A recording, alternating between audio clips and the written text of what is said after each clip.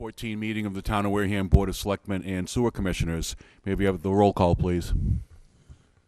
Present is Selectman Whiteside, Selectman Tropiano, Selectman Holmes, Selectman Slavin, Selectman Titlebaum, Town Administrator Mr. Sullivan, and Town Council Richard Bowen. Okay. Next item, please. Announcements, Mrs. Whiteside. No, thank you. Mr. Tropiano. Mr. Holmes. Real quick, because I shook on it. I expanded my visits out to that way, East Wareham, I guess.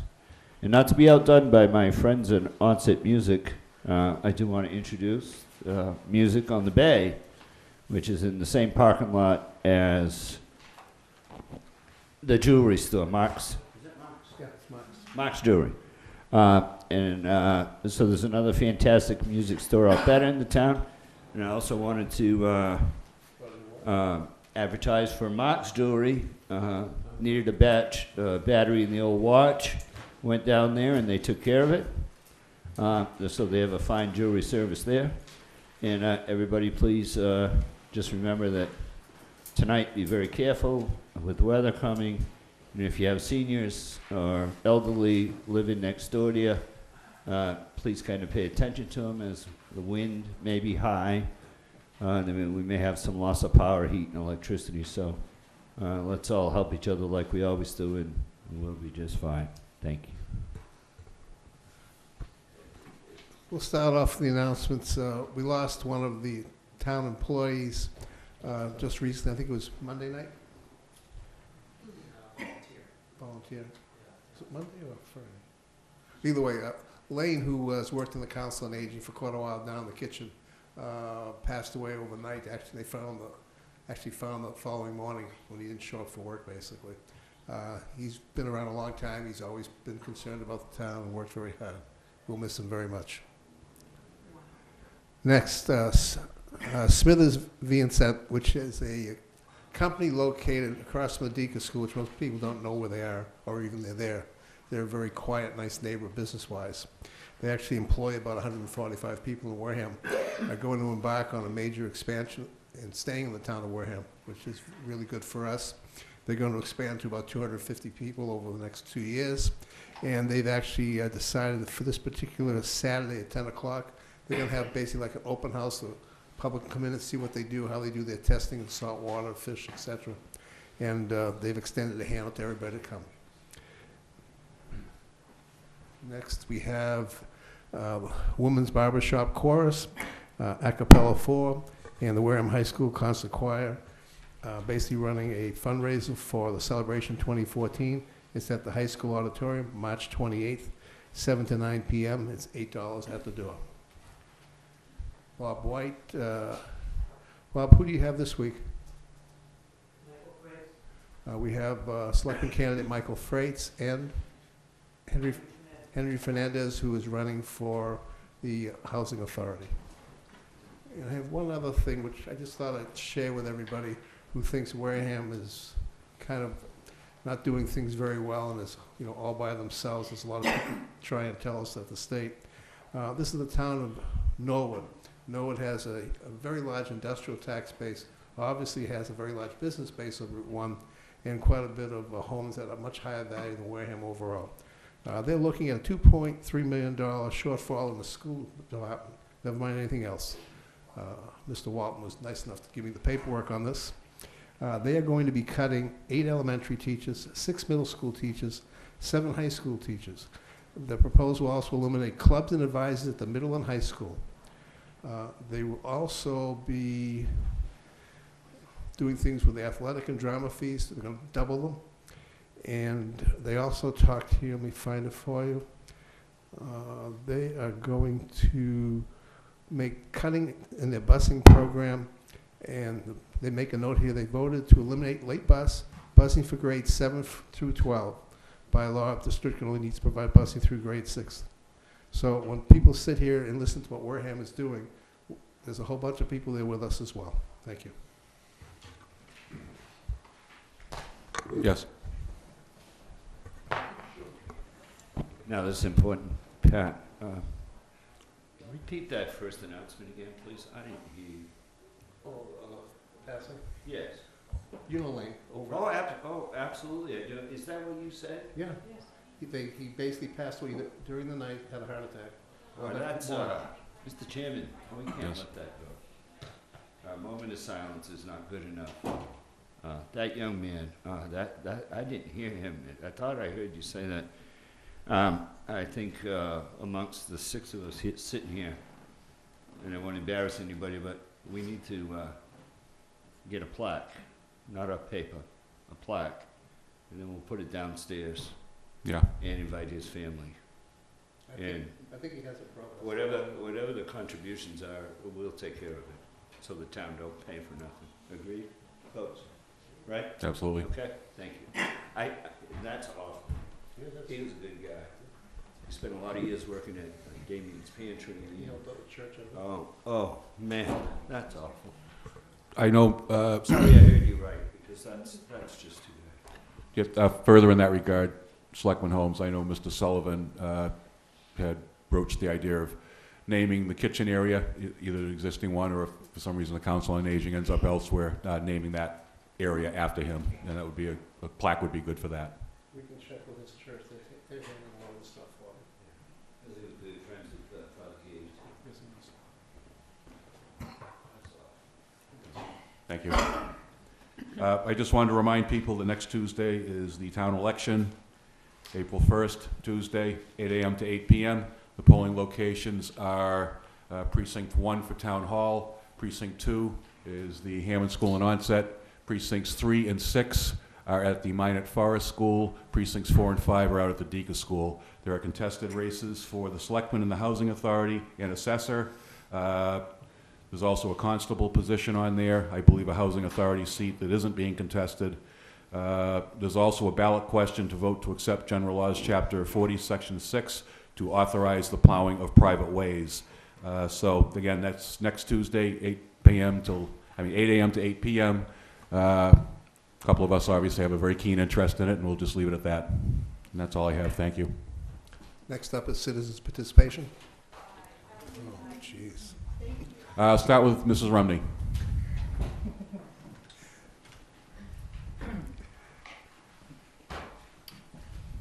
Evening, Pat. Good evening. Good evening. Make sure you use the mic closely. Make sure I use them. I'm used to having one here. I know, but you gotta way up. We don't get the good Bring it stuff. close. Okay, can you hear me? Oh, yes. Oh, good.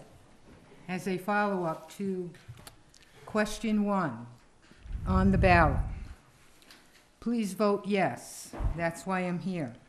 It says, shall the town of Wareham vote to accept the provisions of Section 6C of Chapter 40 of the General Laws, which authorizes the city and towns to appropriate money for the removal of snow and ice from private ways therein open to public use.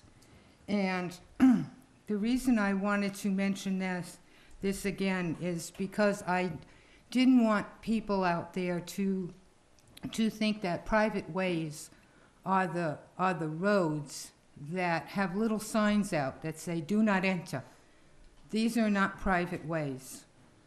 The private ways and roads could be described loosely as roads which have not been accepted through the town of Wareham process, which starts with the planning board and accepted through town meeting.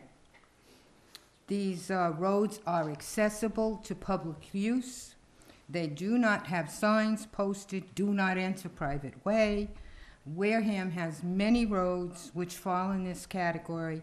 It would be catastrophic during winter for ambulances, school buses, police cars, etc., to travel unplowed roads. And just an example, I was going through the list of how many roads that are listed in the town list as private, like Agawam Village, which is Indian Neck Road, and Sandwich Road is a private road by Agawam Village. Windy Hill Road, which is right off County Road in West Wareham, is a private road. The Great Hill Mobile Home Park, many streets within there, the Cheshire Pack, Doolittle Lane, they're all marked private. The Maud Palmer Road, which is just off Main Street, it's just up from the Deacon's School as you pass it on Main Street, and White Pine Ave, and Helen Street, which goes right off White Pine Ave, off County Road, right across the street from the cranberry bogs that are over there. That's also a private road. And there are many, many others, but I just wanted to give you some examples of what those roads are. So please vote yes. And thank you very much, and good evening. Thank you for your initiative and continued follow-up on your question. Okay. Mr. Mulkern?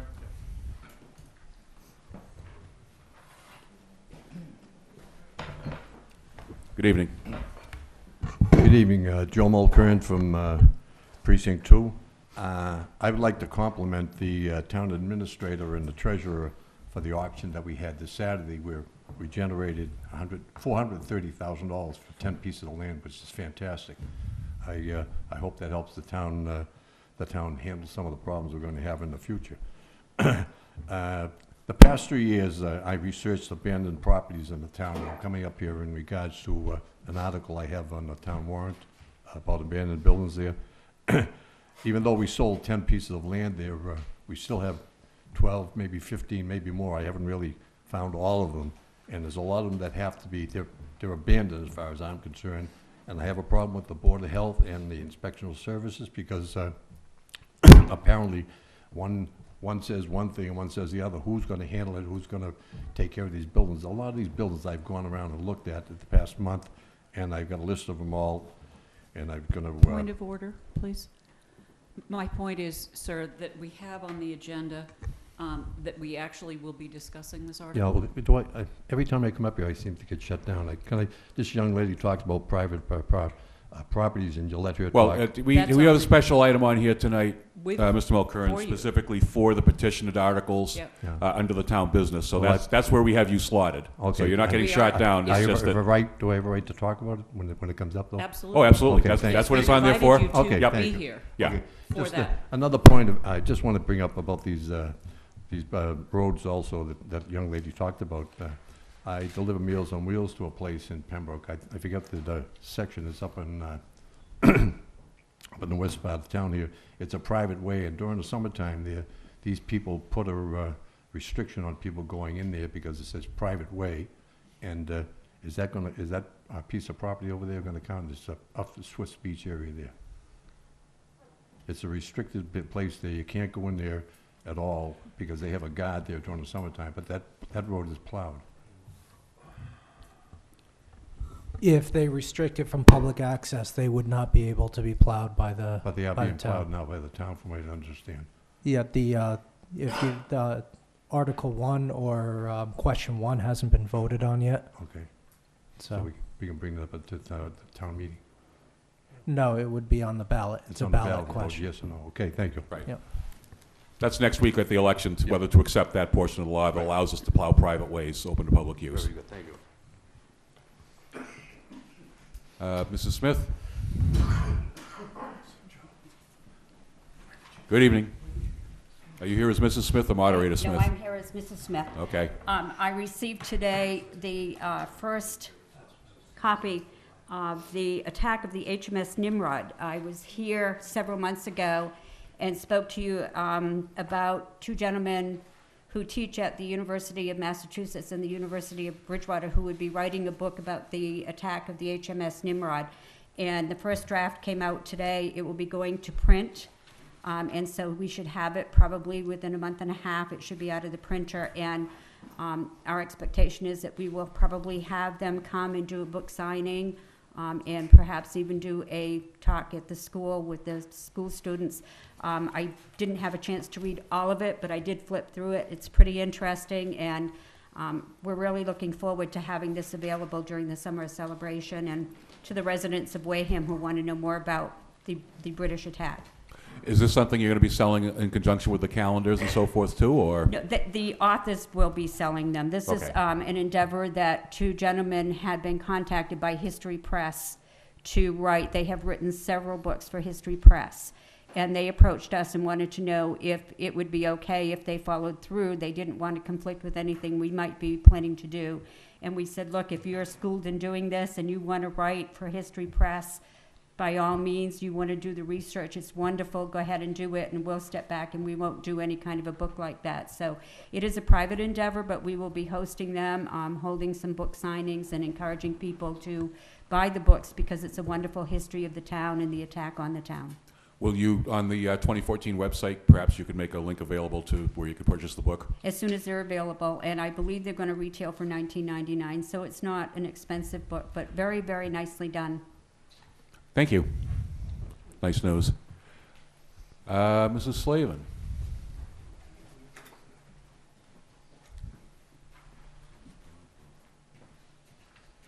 Nothing I can do. Good evening. Good evening, thank you. Sandy Slavin. I was going to talk about the ballot question on April about the private roads. If it passes, public and private roads will be plowed unless they are so marked private, correct? So if I go down and I have a road that's called residents and guests only, will that be plowed?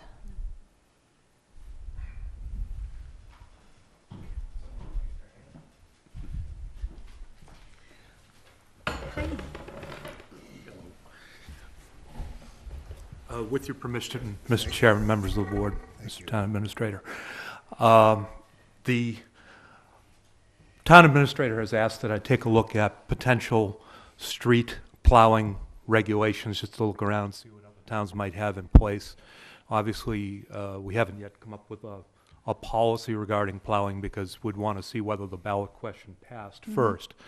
But I can tell you that in the draft that I have on my computer that I'm fooling around with, and of course this is all subject to the board's approval, it would call for an inspection of ways to be potentially plowed, probably inspected sometime in the warm weather, when it might be more likely to see a keep out type sign. But that's all yet to be decided. It's a policy question, and I expect that there will be a policy document that will describe all the different criteria.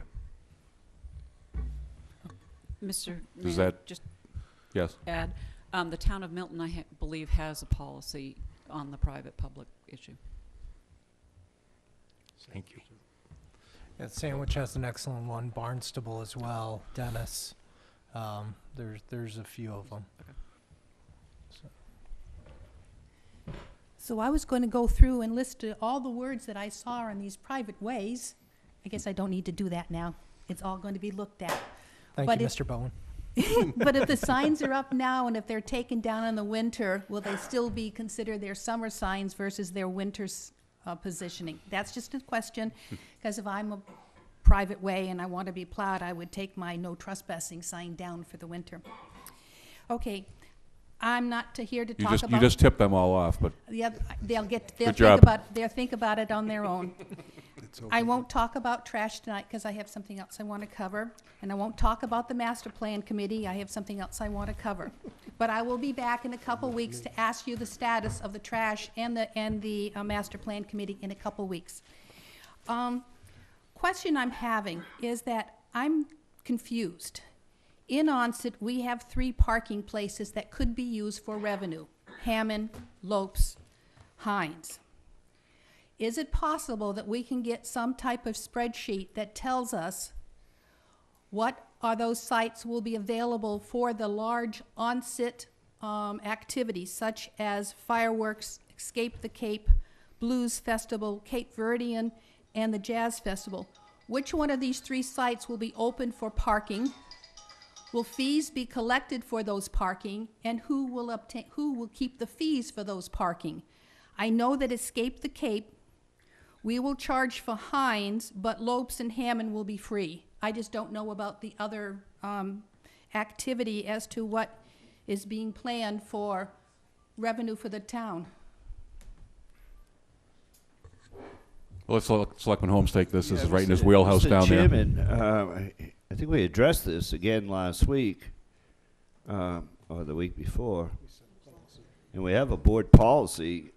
Clearly, there is no, those lots, Heinz Field, we got it right this time, right? Yeah. Heinz Field, Hammond, and Lopes. I mean, I was out there last weekend. If it rains, there's no parking there anyway because it's all mud. No organization gets any of those lots. So I'm not sure why this keeps coming up. We just We keep approved. stating, no, we did not. You approved Escape the Cape to We use. did not, ma'am. use We Hammond read the contract back to you, sitting right here. Maybe Mrs. Whiteside will pull it out again, and we'll read it to you again. It's not on that list. Heinz is not on the other list. The other It's two not are. on the list. It's not their parking lot. It's ours to collect money for revenue for the town, which is badly needed. We've read it twice now. We can read it again if she has. If she doesn't, we can email it to you. But okay, then how about the future events? I'd like to have an There are idea. no, the board passed a policy. Those lots are not part of any rental permitted agreements for anybody. The town is going to be collecting parking in those areas. We've already ordered have the kiosk been ordered, or we just awarded the bid? No, At they this they point. should be putting them together. Have we ordered? We placed Yeah. the order? We placed We've the already order. placed the order for the kiosk for those locations. We will have a kiosk at Hammond, Heinz, and Well, Lopes. Hammond already has a kiosk, right? Up No, on top. Hammond isn't necessarily a parking lot. I remember last year we used it for that car show and parking lot. But But we have a besides that, kiosk up in the hill. yeah, on we've the got hill. the kiosk, that Temple Street lot. So we have 3 kiosks coming. As to whether one of them will end up at Heinz, not necessarily sure because we may use somebody to collect for the parking fees on there.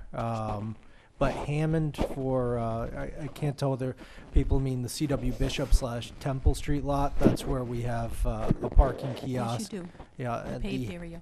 yeah, the Hammond School itself, I remember last year we allowed somebody in on the grass area for parking for the antique cars and such, and that worked really well, but that was more because it was like a car show. It wasn't necessarily it wasn't necessarily a parking area. Heinz Field, we're really looking on, well, obviously the best thing we could ever do in the future for that area would be to create some sort of surface on there as well as lighting. Probably right now we'll be looking at, you'll see the lime on the ground to try and create some parking spots. Those will have to be maintained. But I don't know if we'll use a kiosk dedicated to that area. That had been one of the plans, but might be able to use it for another spot now. That'd be more, Regardless, the yeah. answer is it's not free, and we're not Yeah. giving the lot to anybody. so. We have a policy in place.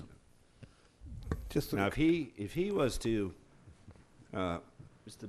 Trapiano brought this up, if the town administrator were to figure out what the revenue is for the town for that day and sell the lot to somebody, that's up to him, as long as we don't lose any money. I mean, that's day-to-day business. But Lopesfield, I was out there last weekend. There was no place to park there. There were like, I don't know, there's maybe a small square with that little fence where people had their kids, but on the grass it was all mud. So there was no parking there. I'm not sure where people would park at Lopesfield. yeah, I'm sorry? In the summertime, it dries out. Yeah, if it don't rain, right? Because it was pretty nasty. It was pretty nasty there in the summer. Yeah, so. Selectman Slavin? it's really simple. The policy states that any area to be used for parking of town-owned property is, the town is responsible, the town is in charge of it. We don't provide parking for anybody on town-owned property to give it up to someone else to use.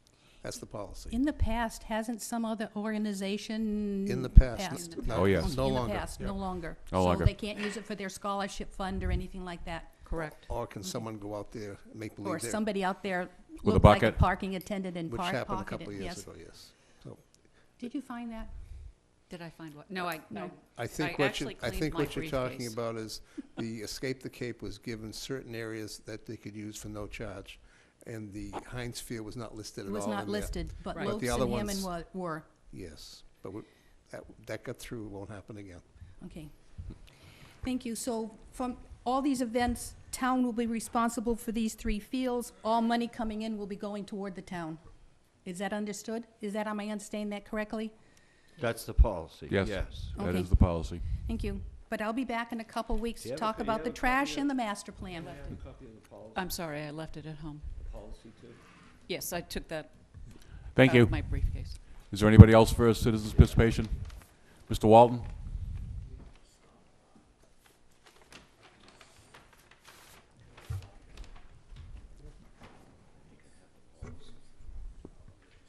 Good evening. Good evening. Dave Walton, District 3. Incidentally, Patrick, I think your street is unaccepted that you live on, which is interesting. Paved and been used for years. Paved and used for years. Most of Swiss beaches too. I mean, we have. I spoke with the young lady who has this on the ballot, and that was one thing that I suggested, that I don't like to use the term private because people relate that, equate that to a windy dirt road going into the woods with one house. It should be unaccepted because the town is loaded with paved, heavily used roads that just were never, that they had never gone through the system to call it an accepted road. But in everybody's mind, it's an accepted road. They'd be surprised. But that's beside the point. That's just a little addition. You know, in the old days, they used to take the subdivisions and accept them in their entirety. Now And then it's they whose didn't have this problem. In responsibility? most towns, for some reason or another, we missed the boat. Yeah. Because an area like Swiss Beach or Shangri-La, which was subdivided by Lynn, they usually would bring them in as one big subdivision, they accept them all at once. And a lot of the roads wouldn't even be finished. Yeah. I mean, they would be just dirt cart paths, basically, but they'd still be accepted ways. Yeah, so that's another pain. But I'm only here for I'll call it a combination observation and question that I don't expect to be answered, and actually unrelated. But I just want to get it. It bothers me. Today I started and went Great Neck Road onto Onset Ave all the way down to Cranberry Highway. Had some errands to do and everything. Well, the people are starting to. It's bad enough the things that get thrown out the window, like cups and pizza boxes, but they're now throwing bags, tied bags of rubbish on the side of the road. I saw They're that. being hit by vehicles and spread, and that's sickening. I saw that today. You don't. People probably watch and say, "Why does that guy get so upset about that?" It's sickening, and it's not. I'm not yelling at you. Or I'm just. That's one observation which is repulsive. The other thing, I try to get out of Benny's parking lot, and I want to know: do we, as a town, are we responsible? Is that considered a state highway, so we don't do it? Every time I come out of a depot and turn on to 28, and I see the huge sign that says 35 miles an hour strictly enforced. When I sat there, coming out of Benny's, there were cars. They were all doing 50 or 55 miles an hour. I know that because I caught up with one to find out. It bothered me. And then I saw a car jam on brakes and almost stop when a school bus stopped further up on 28. And this is crazy. If we don't enforce it, take the sign down, because it looks kind of silly to have a sign there that says strictly enforced. Well- And the cars go on that. And you're doing 55 and not afraid, then that's wrong, doggone the it. state- It's wrong. You The wanna state give the- sets the speed limit. The state has authority to enforce it. The state is under an agreement with the town for Route 6 and We're gonna have another Route death. 28 We're gonna have another as far as enforcement goes. I mean, So I'm no little. I they don't say they drive- set the speed limit, so I just little want you to old be guy clear that on drives that. 20 No, we miles an actually hour, did. no, but I mean, doing 55 on that road is suicidal for both the driver and any pedestrian and any other driver that, when they're cutting, that's it. And the last thing is, to all the parents out there, I've been exposed not once, twice this week, Friday and this morning, to drug overdose with young people. This is a shame. This is a shame, and it's not. Again, I don't know what we can do, but doggone it, something's got to be done to educate these young people how dangerous this is, because you just don't like to see this happen. And I'm not exaggerating. That is a fact. Enough. Let it off my chest. Hey, before you Conti- go, we're gonna continue. give you a ticket for doing 55, by the way. Yeah, exactly. I thought the microphone was off. Admitted yet. You're guilty by admission. Thank you, Mr. Walton. Thank you. Anyone else? Mrs. Dunham? The hearing at 7:15. Thank you. I would like to put in a plug for a fundraising concert. Did you already? I did. Okay, well, I'm sorry I missed it. I was waiting for some important news at home. You're going to have to stay after school. You're late. Anyway, tickets are available at the door. To repeat what Mr. Slavin has already said, please, please come and support our fundraiser on this Friday evening from 7 to 9. Thank you, Mr. Slavin, for bringing it up. Catch your breath there. Yeah. Good night. No, I'm not going anywhere. You're going to see me? Oh, that's right. That's it. We have a hearing at Yes. 7:15. Pick that up for the charter change. Just one quick thing on the announcements that I didn't put up. I should let everybody know. The sewer commissioner warrant article that passed, the special act, has gone through the Senate, has passed through. It's on its way to the House. Mrs. Gifford will be getting back to me tomorrow to let me know if she has her hands on it at the House to work on that. So I would think that that probably is going to be back to us, could be a week at most, or at the most 2 weeks, I would say at this point. But it has finally got through the Senate. And I'd also like to thank the citizens out there who are calling Senator Pacheco's office, yelling, screaming, and everything else. Let you know, it does work.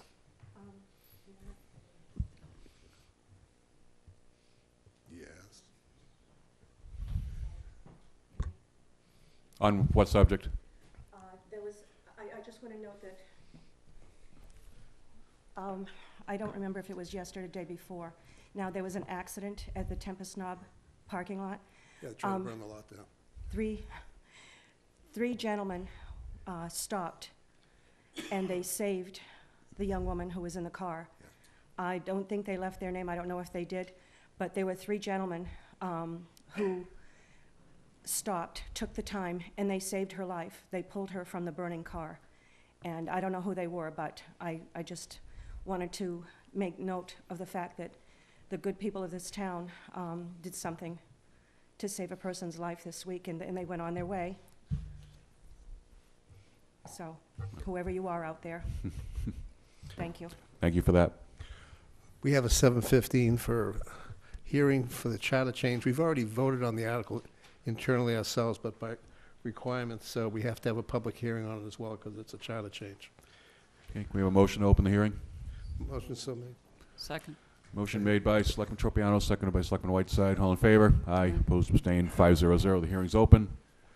I'll go ahead You and want read. to go forward as the petitioner? Yeah, I'll just read what it is. Basically, the Board of Selectmen, in conjunction with the Town Administrator, will be holding a public hearing Tuesday, March 25th, at approximately 7:15 p.m. We're a little late, in the Multi-Service Center, to discuss the proposed change of submission dates of the budget by the Town Administrator and the School Committee as follows. This is Article 18, to see if the town will vote to change the submission dates of the budget by the Town Administrator and the School Committee, or to do or act in any manner relative thereto. In Section 5-2A of the Charter, remove the words, "The budget adopted by the school committee shall be submitted to the town administrator in sufficient time to enable him to prepare the total town budget he is required to submit by Section 5-3." And insert the words, "The final budget adopted by the school committee shall be submitted to the town administrator no later than 20 days before his required date of submission per Section 5-3 in order to prepare a total town budget." In Section 5-3, remove the words "no later than December 15th" and insert the words "no later than January 25th."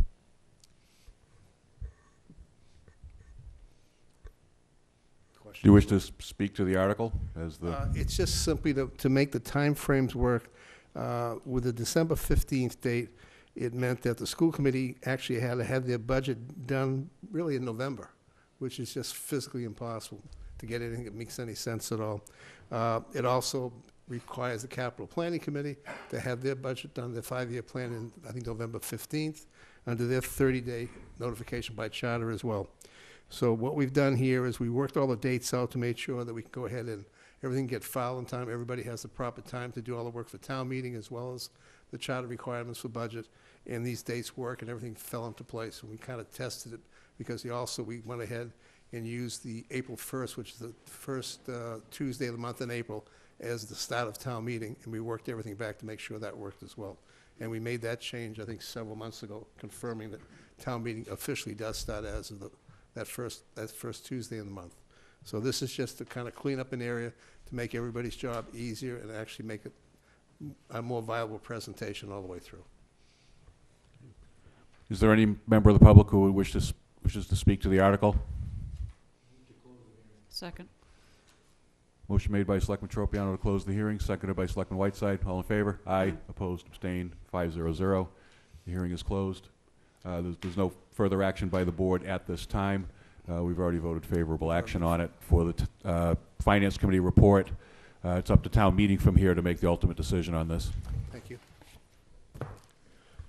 Next item, please. We'll go back and I'll make a motion to accept the minutes of March 11th, 2014. Second. Motion made by Selectman Slavin, seconded by Selectman Whiteside. All in favor? Aye. Aye. Opposed? Abstained? 500. The minutes are accepted.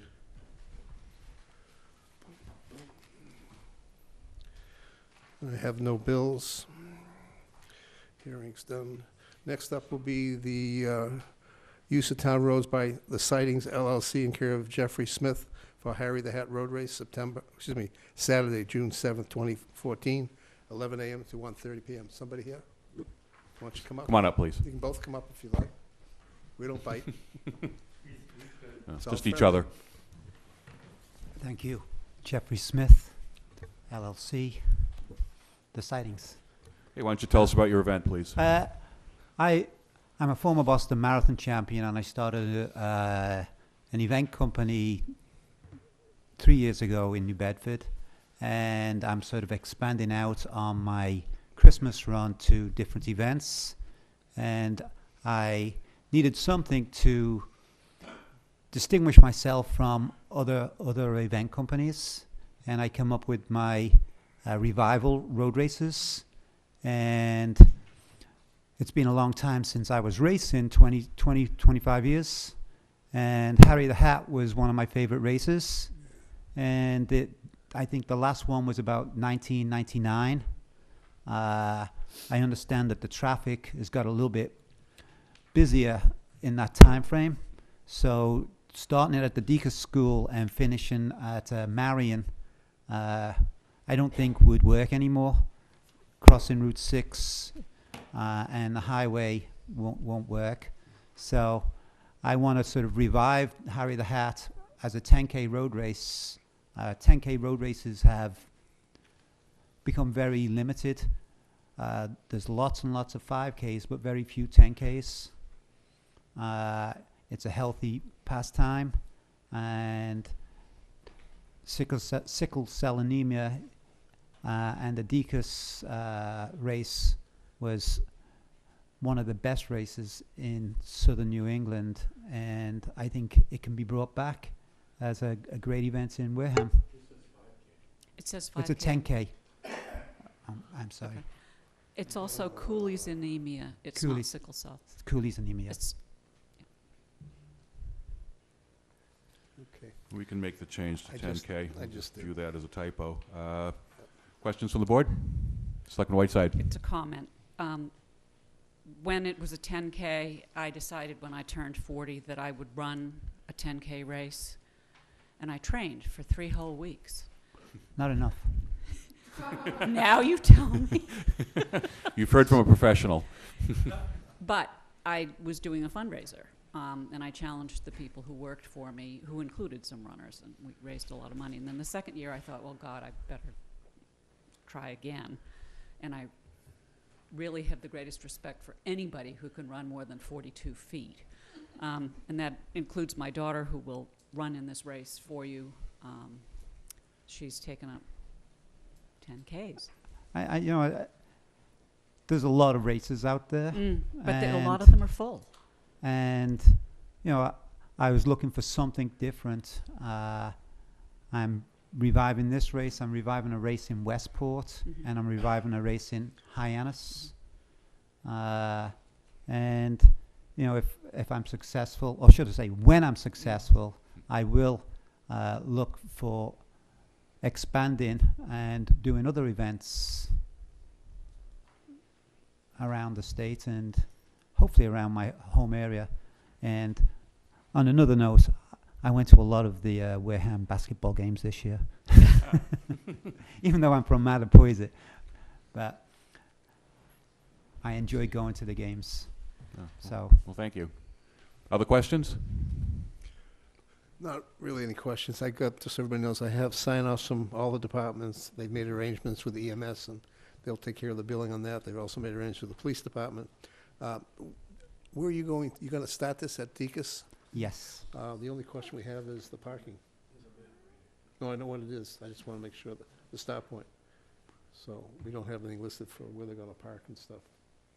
So I assume the town administrator will work that out. Well, they parked at Deacon's and they bussed people as well before. They parked Remember, at we both have a- places. Remember the policy we have, though? That's a school.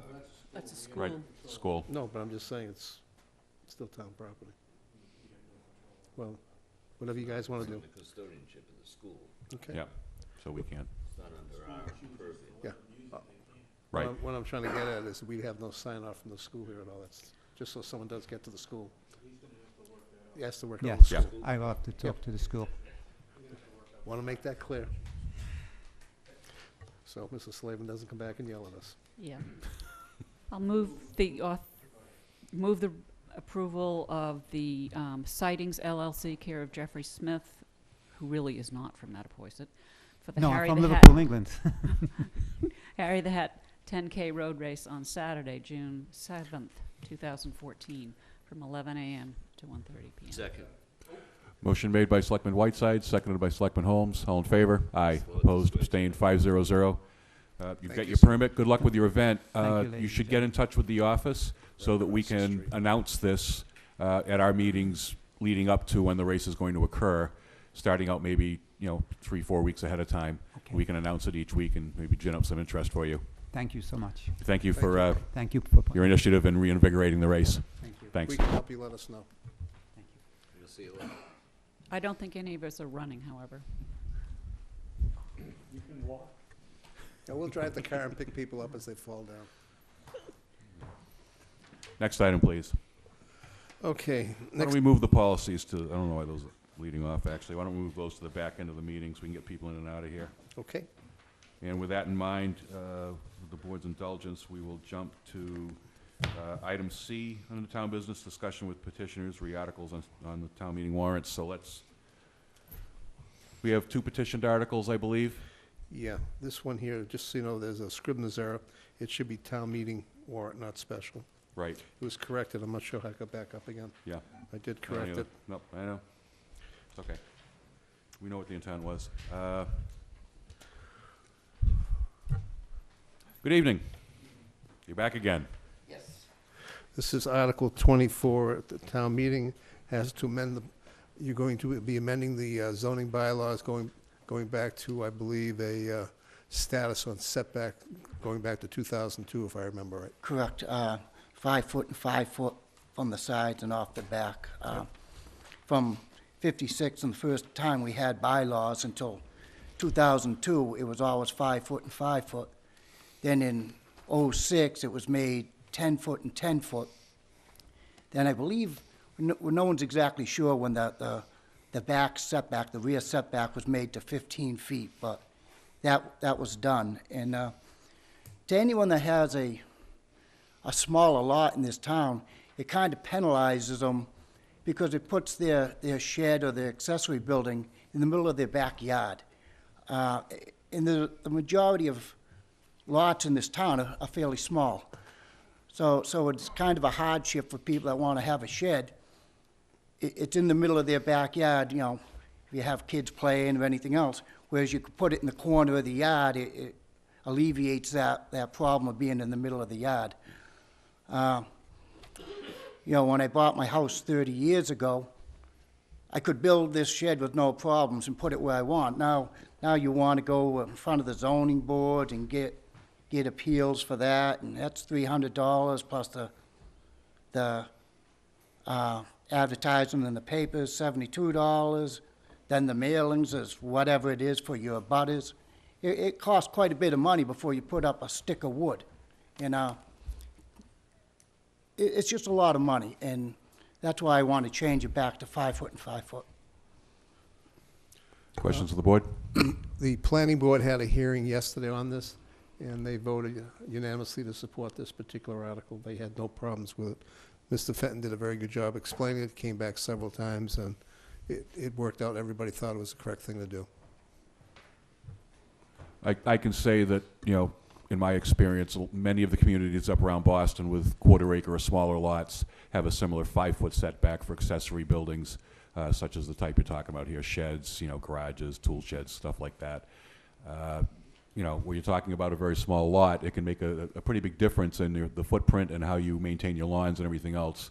5 feet is a lot of feet on a small lot. It is. So I can understand why the planning board did offer their support to you unanimously. Other questions? Make a motion to vote favorable action on this article. Motion made by Selectman Slavin, seconded by Selectman Tropiano. All in favor? Aye. Opposed, abstained, 500 favorable action. This will go in the Finance Committee report, along with their favorable action vote when you appear before them for your similar presentation there. Okay, thank you very much. Thank you. Thank you, David. Thank you for sticking with the process. I know you were disappointed the last time. That's all right, thank you. Next up, we have Mr. Mulcairn for a citizen's petition for abandoned buildings, article number 23. Good evening again. Just so the board understands, this did not go before the planning board, because this is an actual bylaw, not a zoning bylaw. This is a bylaw, not a zoning bylaw. It's just in the general bylaws of the town. Why don't you explain to the public in here what it is you're trying to do? Okay, I dropped off a copy of this this bylaw. It's a bylaw that was written in the town of Walpole, and it's been approved by the Attorney General's office. And since I moved into the town here, it's amazing that I drive around and I see so many. Yeah, let's. Sorry. If you want to go out in the hall with him, Attorney Bowen, maybe that would be better. Unless you're all set. Thanks. Okay, since I moved into the town here, I'm amazed at the number of abandoned buildings that are in the town here, and they're not only abandoned, but they're not protected properly. They're supposed to be boarded up. They're supposed to have all the electrical, the power, and everything else shut down. And I drive around the town, and I don't see half of these things being done, and I don't know who in the town is supposed to do it. A couple of years ago, I sat down with the Board of Health and Inspectional Services, and it seemed there was a misconception between the two of them, who does what and where. And this bylaw here will, it'll cost the people that own these abandoned properties $100 a year to have it inspected and followed up, and after a period of time, then the treasurer's office will get involved. And like I said before, we're talking about this auction off these properties, and I think it's a darn good thing, and it's going to work out, because in my neighborhood we have abandoned properties there, and they just sit there, and I have records of some of these abandoned buildings that have been sitting around since 2005, and nothing's been done, and they're a hindrance to safety, because some of them are getting ready to fall down. Others are being lived by people, and the doors are open. There's trash, and there's also hazardous waste on the sites, because some of these places you go, they dump the things behind these buildings, and nobody picks it up or does anything. And I think it's a darn good article, and maybe we can generate more money in the future like we did this past Saturday. Questions from the board? Thank you, Mr. Mulcairn. I was impressed when I read the bylaw, or the proposed article, and I thought that it had been very, very well done. My one question is, I guess it's kind of a, I'm not sure how to phrase this. I own a building, I abandon it, I walk away, I could care less. How are you going to find me for the $100? How are you going? It's not the $100, as I know, Mr. Bowen can explain to you, that when it's abandoned, it's up to the town to find out who owns it, and they have to go to the courts and all that, and get this thing resolved. And it's expensive. But I mean, but the town is sitting here, we're looking at these derelict buildings, you wouldn't believe the stuff that I see coming out of some of these buildings there. And I haven't done anything, I've been gone away for most of the winter time, but I was gonna start up with the new inspectional services man, but then I find out he's in short change now. He's doing the job of the building inspector and his job too.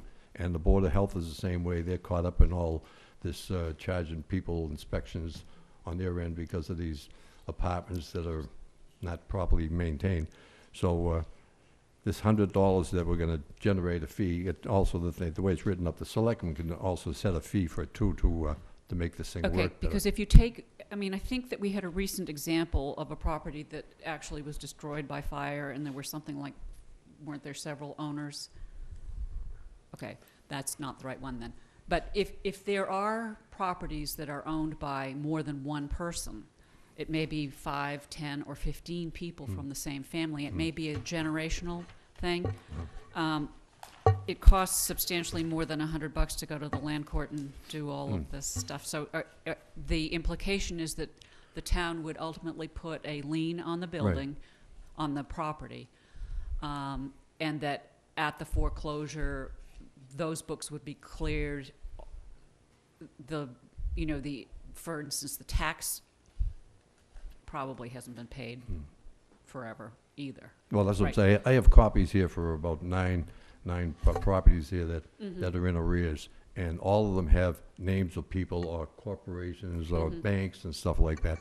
And I don't know how, I'm not a lawyer, so I don't know how they go about doing it, but somewhere or other, we got the free title on these 10 properties we sold Saturday. So there's a way of getting to the courts. Yeah, there is a way of getting yes, there. there is, and they have all this information down here, whether they paid taxes, what the land is worth, and everything else. And it's, to me, I'm a plumber by trade, and this here, I think it's a fantastic way the town does it, from the assessor's office all the way down, and the clerks and the treasurers. And it's just a matter of time. We should get out there and be doing this. I shouldn't be looking at things saying, back here in 2005, this place was abandoned and nothing's being done, because I got one building, I can't remember where it's located, but if it wasn't for the tree on the side of the building, the thing would fall over. And someone in the neighborhood walking by is gonna get killed. Okay, Mr. Mulkern, I appreciate your get up and go, because I think it's really a great idea. I don't want the public to be deceived that this is an easy process. I would yield to town council, but having been in a banker when we foreclosed properties, and if we bought them and became an Oreo property, we called them, in order to get a bank to sell in order to have the bank sell the property, it was a lengthy process. But it's a very expensive process. So if the building's worth $10,000, if the property's worth $10,000, and it's going to cost us $10,000, I'm not sure, other than cleaning the neighborhood up, that one makes sense. And I'm not saying you have one of those. I'm sure you don't. But it is an expensive process, and I would like Attorney Bowen to address that, please. It would be land of low value, 10,000. Right. So that's a whole different process. And again, Mr. Mulkern, I'm not trying to be discouraging. I think it's a very timely idea. With your permission, Mr. Chair, members of the board, Mr. Mulkern. I don't want anyone to be misinformed about the auction that occurred last week and the problem of abandoned properties. The properties that we auctioned off last week were properties where the now former owners had not paid taxes. We had done tax title filings in land court. Land court, pursuant to the tax title statutes, foreclosed on the properties and transferred the title of those properties to the town of Wareham. It's a well-established process. That's not quick, even though it's very well-established. That typically can take 2 or 3 years on tax title. And by virtue of the approval of the land court, we get the title to sell the properties. The question of abandoned properties is completely different. There is no way for us to go right in, seize the property, take title to it, and then auction it off in something like a 2 or 3 year time period. That's just not how it works. My understanding of Mr. Mulkern's proposal, which he told me comes from the town of Walpole, is that it's essentially like a registration requirement, and Mr. Mulkern can explain his purposes better than I can, but it requires the owners to affirmatively register and secure the properties. It puts our enforcement officials on notice when they do register. Presumably, citizens like Mr. Mulkern could go to the enforcement officials and if somebody hasn't registered and say, hey, they haven't registered. It would allow us to go to issue a ticket under non-criminal disposition, perhaps get a fine in district court for non-compliance with the registration requirements. That's essentially what this bylaw would do. Now, as to the question of abandoned buildings, there are statutes on the books that allow the Board of Health or the building inspector to condemn dangerous properties. This bylaw proposal doesn't add or subtract from those statutes. So what it does, in my opinion, is it puts another tool in the toolbox, but that's what it does. Thank you. I'll have a couple of questions for you, but Can I make one last statement? I also, I get things from the Board of Health back a couple of years ago, and when it comes to public health and problems like that, general laws, Chapter 111, Section 127B, and covers a lot of that with the Board of Health. And there's I don't know what the other chapter when it comes to the Bill Inspector's Department, but there are state laws involved with it as well. Chapter 143 gives them authority to So undertake the condemnation process. I just want to let you know that too.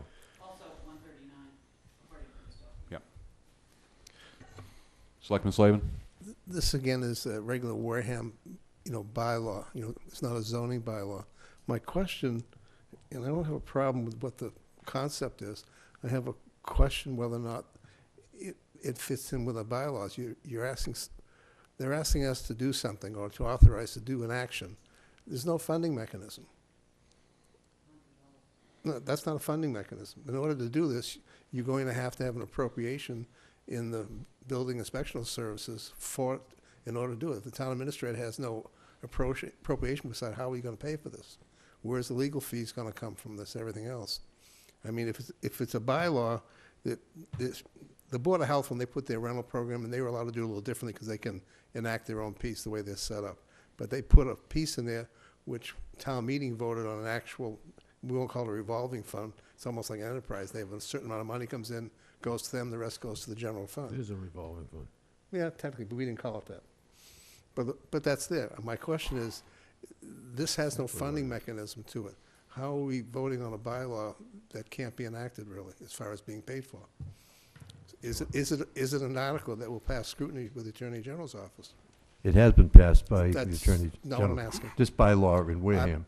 Ms. Mulkern, I appreciate it. I'm asking the town council because I can't answer it. Neither one of us are a lawyer, or else we wouldn't be asking it. With your permission, Mr. Chairman. Yes.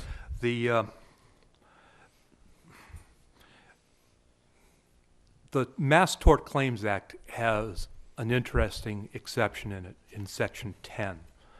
And and I'll get to why this is relevant in a second.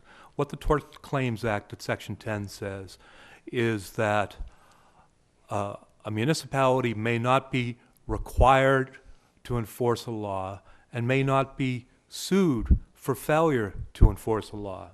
In other words, we enjoy sovereign immunity, probably the only vestige of sovereign immunity left from the days of kings, which allows us to not enforce the law. And the reason why the legislature put that provision in the Tort Claims Act was that the legislature understood that our resources are limited and that no amount of resources would be available for us to enforce all the laws that are on the books. So just answering it purely from a legal perspective, You could, if town meeting could choose to enact this bylaw, presumably the Attorney General, having already approved it in Walpole, would approve it once again. Would you be liable if you failed to follow the requirements of the bylaw? No. But is it a good policy? I don't know. I'm just your lawyer. Well, while you're here, being the lawyer, I have two questions. One is that appeals, this is on page 6 under section H, and it reads appeals. Any person aggrieved by a decision issued hereunder may appeal said decision to the ZBA in the town within 30 days of said decision. Where it's not a zoning article, why would we be appealing, why would the appellant be going to the ZBA, I guess? Oh, that's all right. I'll defer to Mr. Mulkern for the direction of appellate authority, but I'll just say that thank you. In adopting a bylaw, if you want to build in some appellate review and you want to designate an appellate board to conduct the appellate review, you can. Okay. I'm sorry, and I don't believe that making the Board of Appeals the appellate body would render this a zoning bylaw.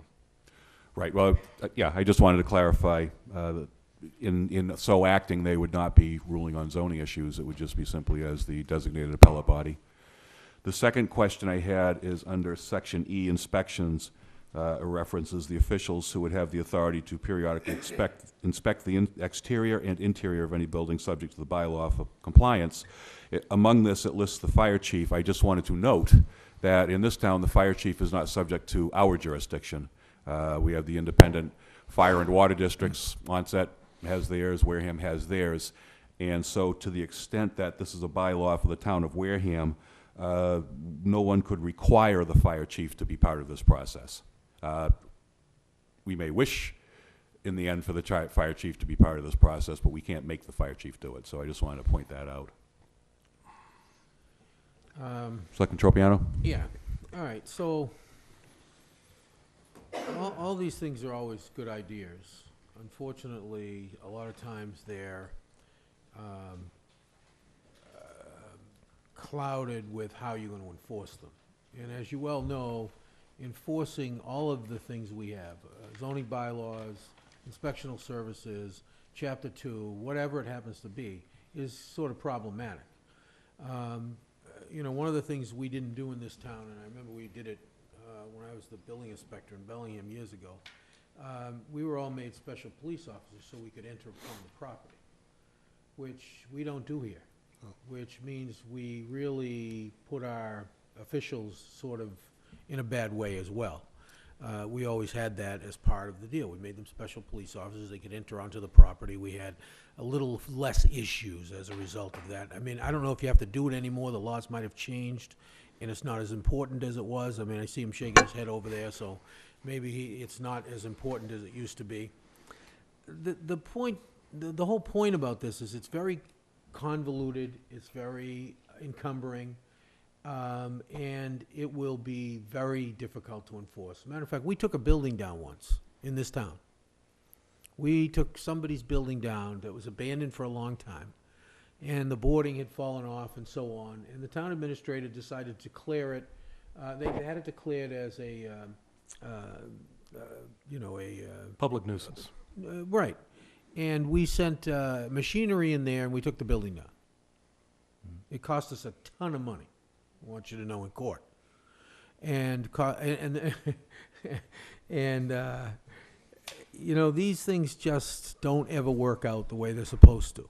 They just don't, and the costs to enforce these things are just prohibitive. And they all sound good and it all sounds great, but I just think that this is going to be a problem. Can I make a point in regards to that building that cost us a fortune? That was not the fault of the town. That was because of stupidity on one person's part, because they gave the person to remove it permission to remove all that property, and guess what? There was asbestos on the property, and that's why it went from $2,000 to $30,000.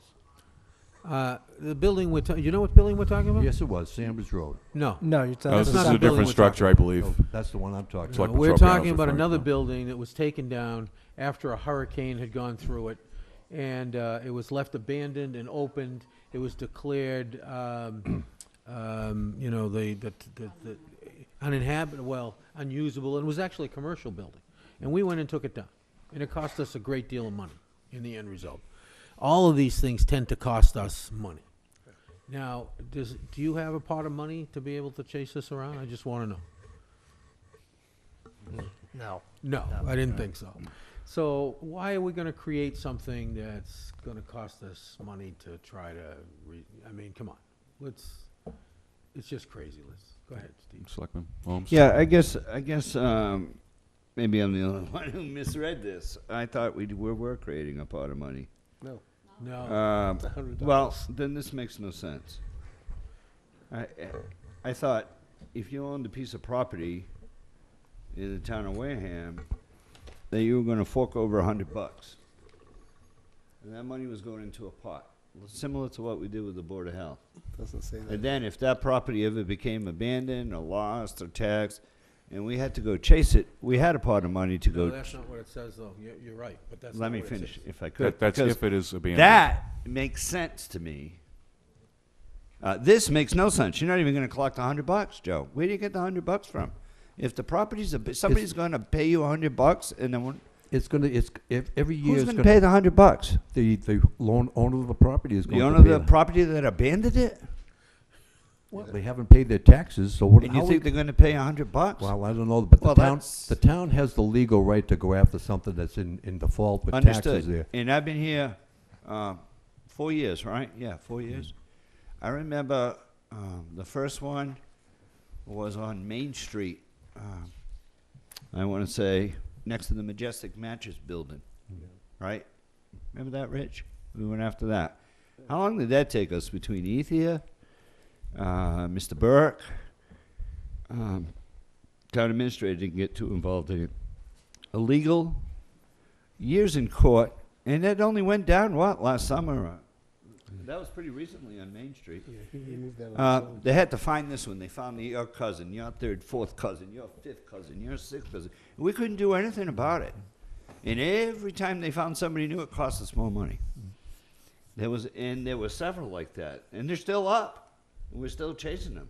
That was a whole altogether different story on Sandwich Road, because that property, that was a fire. There was a guy living there. And we're going to get into personal issues there, but that was different. You were dealing with a local guy who was alive. You had a family who was local and alive. You were dealing with real people. When we did the one on Main Street, I mean, those people weren't even from around here. It cost $100 just in phone calls. So, Joe, I support what you're trying to do here, but we got to have some money. Where's the money going to come from? And then, you know what? And here, with all respect, because I appreciate what you're trying to do, I can't stand to see this crap either. But here's the problem. 6 months from now, you're going to be back in here, citizens' participation, saying, Steve, there's a piece of property on X Street, and I want you to take it down. And I got an article passed. The problem is, he doesn't have the money to do it. We don't have the money to chase it. You got a nice article passed, but it doesn't mean anything. And the people living in the neighborhood are going to live with us for another 10 years. Joe, I'm not Is that saying what it's you're right. telling me? Listen, here's what I'd support. Take $100 and build a kitty like we did with the Board of Health. Now, if you have a property, it's in everybody's interest in this town to get rid of that building, Joe. Not just the neighbors, anybody who drives by it. Yeah, well, And the rats and all I that know. other stuff. And then you get Ethier in. Okay, I'm saying. I understand what you're trying to do, and I support you, but you got to fund it somehow, my All right, friend. let me explain something to you. As a concerned citizen, and I have a building, not that I have one next to my house. If I had one sitting next to my house here, let me tell you, I sat down and talked with John, John Winton? from the Board of Health there today. I saw him today, and I explained the situation to Viveros? him. And the point is, I, as a concerned citizen, can go to him, which I'm going to do if this does not get on the town warrant, and I'm going to say, all these properties that I've looked at for the past 4 years that have hazardous waste on them, that are that are derelict and Yeah. they are causing safety problems in this town, I can force the Board of Health to go in there and have that thing taken down. I don't know where the money is going to come from, but it's a safety factor.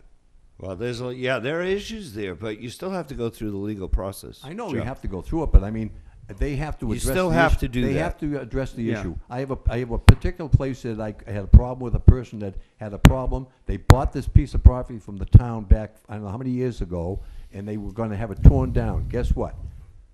It's still sitting there. The poor woman behind is looking at, there's animals running in and out of the house, there's trash all over the property, and I haven't gone to anybody yet. But if I have to, this is the way I'm gonna do it, and someone is gonna have to pay to take it down, one Right. way or the other. Joe, I support what you're trying to do here. I just think we need to come up with a way to pay for it. And I'll tell you what, Yeah, if I everybody understand put the $50 in the situation. pot, And Mr. Titelbaum, because we're gonna get our, because you would get your money back, right? You're gonna pay a lawyer, you're gonna pay the court, you're gonna pay that stuff, right? But in the end, you're gonna have a lien on the property.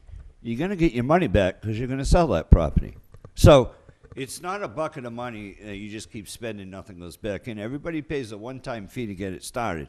And that money keeps getting replenished. Every time you finish a deal and you sell the land, he has an auction, $10,000 goes back in the bucket, right? So it's not something that's gonna cost you money in the long run once you get the fund started. You just have to get it started. You'll never get $100 at inspection.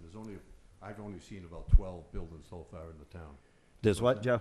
That are derelict as far as. Yeah, but the derelict people aren't gonna give you the $100 in the first Costs you place. that much just to put the plywood up to seal these buildings off, which is required by law. And they're You're not just being done. supporting my point, that you need money to go after this and get this done right. I'm So just set saying- up the kitty.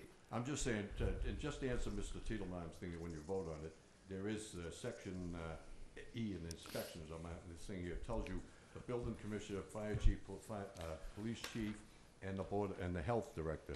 They have the right to go periodically inspect the interior and exterior of these buildings, okay?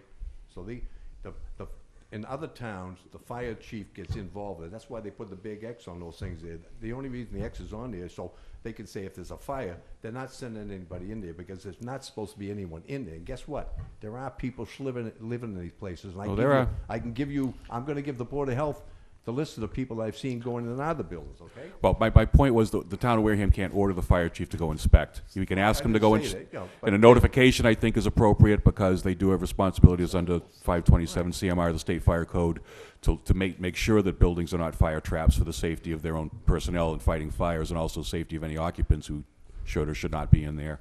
I was just pointing out that we don't have the authority to tell them that they have to do I it. appreciate what you do. It's what you vote, but like I say, I hope you do the right way and push this through because it works beautiful in the town of Walpole. I don't see why it can't happen here, and they hurt for money just like any other town. Thank you.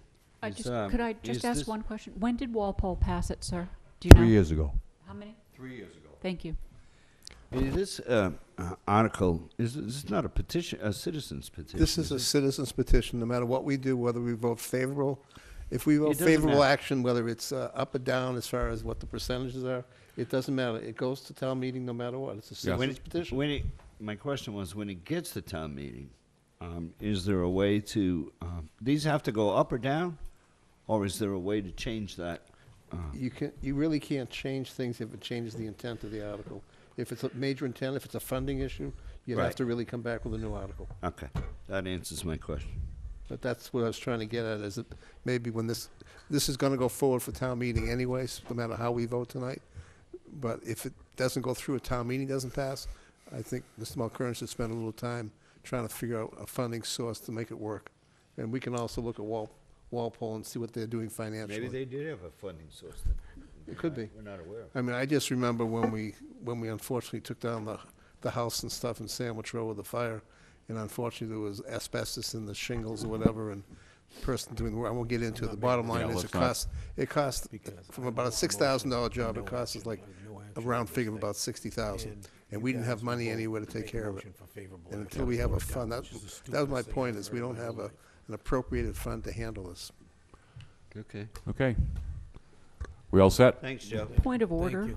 Just, we already have a Board of Health and a building inspector, director of inspectional services. Well, that's And not part a of- point of order. That's an Well, argument Okay.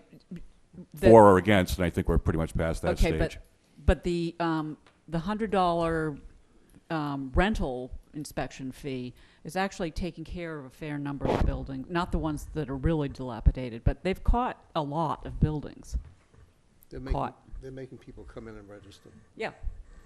Yeah, they got 700 out of about 3,000. so Yeah, far, they're so they got a working long on way it. to go. Yeah, they actually, And they don't have enough money in the program. They to have make an it issue. work. They've should run have out put of- more money in there. yeah, they didn't ask for enough from the funding. They didn't ask for enough money. Well, So, we have a motion? I'll make a motion for favorable action. This is the stupidest thing I've I heard. know, we just have to be consistent with everybody. Motion for favorable action by Crazy. Selectman I know. Slavin, seconded by Selectman Holmes. All in favor? Aye. All opposed? Aye.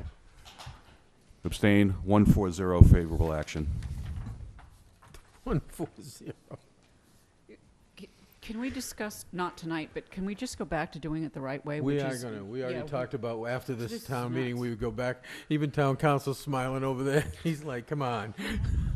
Yes. We put it on the agenda for later on in the year, talking with the finance committee, et Okay, cetera. thank you. Well, Yep. they can do it. Yeah, but no, you want to make it the same. You want it because then you consistent, because then confuse you'll get everybody people worse. screwed up at town meeting not knowing what the heck it is. People Well, do then understand this this, is as not the silly right as way it to is. do it. Let's just We do don't it like disagree with should. that. Get Yeah. it straightened out. We will. Well, I don't know. Okay. All right, next. Next item, please. You have Mrs. Dunham here for CPC? We do. No? Where's that? Okay. Mrs. Sullivan, do you have any articles for us ready? Yeah, she said no.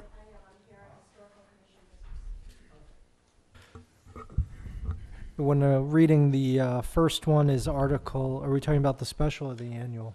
Specials, I think we went through all of it, I believe. Okay, so the annual town meeting, Article 3, the elected and appointed official salaries. Yep. There would be 3 that are compensated, 2 is the same person. The clerk, a salary of $67,286. I'm sorry, could you say that one more time? I'm sorry. $67,286. And that's the clerk? Yes. Okay, yeah. The registrar Yeah. for $700. And the town moderator receives a per diem of $118.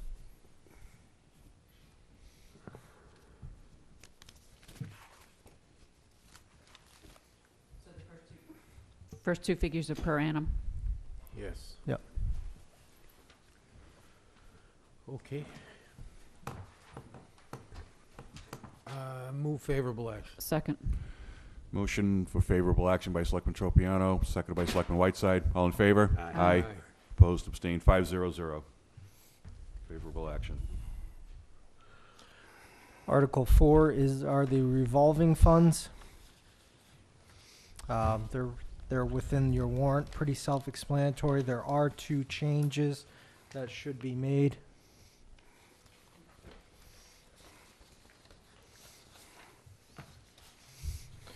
The library should be 30,000, not 20,000.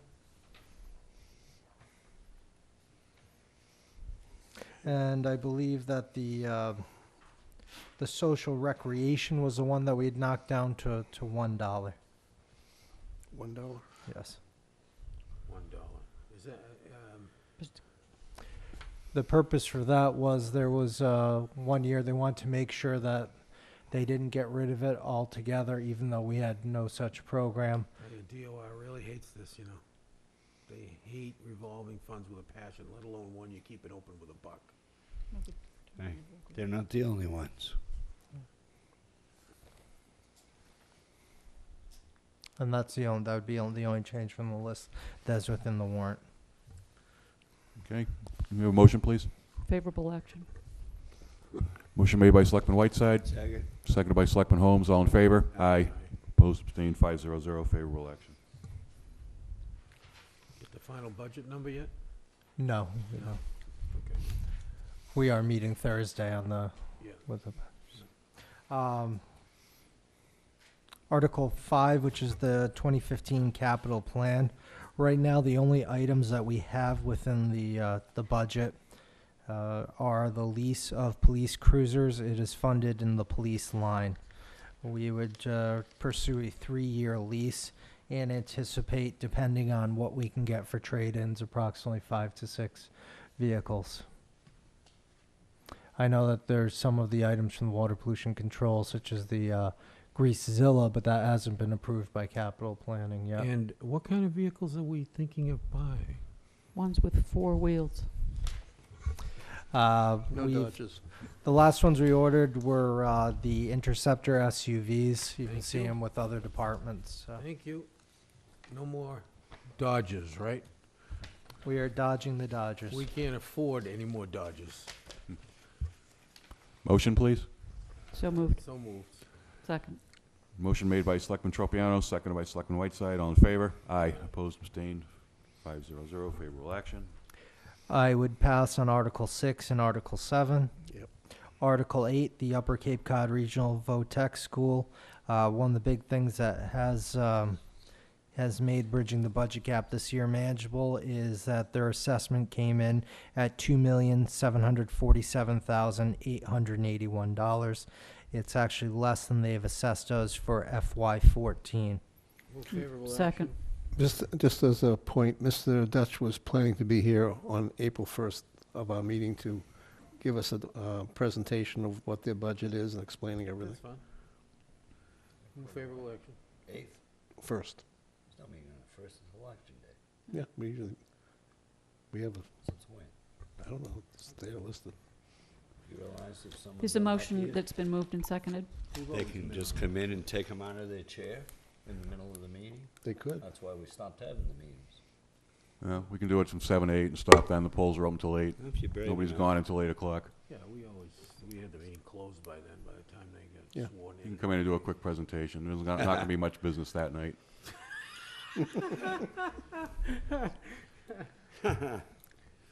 Okay, we got a motion for favorable action. I said it already. Seconded. And motion by Selectman Tropiano, seconded by And Selectman seconded, Whiteside. All in favor? Aye. Opposed, abstained, 500, favorable action. You got Alright. the, I would like to hold on Article 9 until next week. about 10. Oh, the 8th. Article 10, I do have the information. Okay. I know you'd have it in your packets, but if you want to see it before you right now, we'll do a quick handout as well.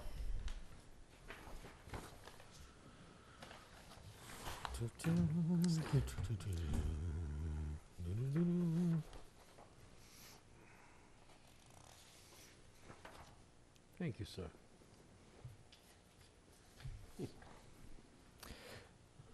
The EMS budget, the first column you'll see is the FY14. We didn't have this document before, and we had not broken down their salaries, so that's why you'd see sort of the difference from the FY15. The bottom line increase is $89,625. You'll see an increase in the part-time on-call, which also results in a decrease in the overtime.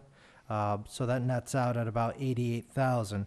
The rationale behind increasing the part-time on-call is to allow us to run the 2 ambulances without hiring additional staff. Selectman Whiteside? I have a question on other purchase services. Other purchase services through the Barnstable County Sheriff's Office, they have a service where in order to call through the doctors at Toby Hospital and such, that you have to use their service. They're the only ones we can use. We've been in a protracted argument with them because it's the first time they've charged us, and I think it would be appropriate to budget for it. Thank It's you. a good cost. Yeah, they're threatening to sue if we don't pay. Yeah, I know. Any other questions? Move favorable action. Second. Motion for favorable action by Selectman Tropiano, seconded by Selectman Whiteside. All in favor? Aye. Opposed, abstained, 500, favorable action. The next item is the high school roof project. I think if we could invite maybe Mr. McMillan in here, if not for next week, to speak about it. If For the not, 8th. Yeah, we'll push that one off till the 8th.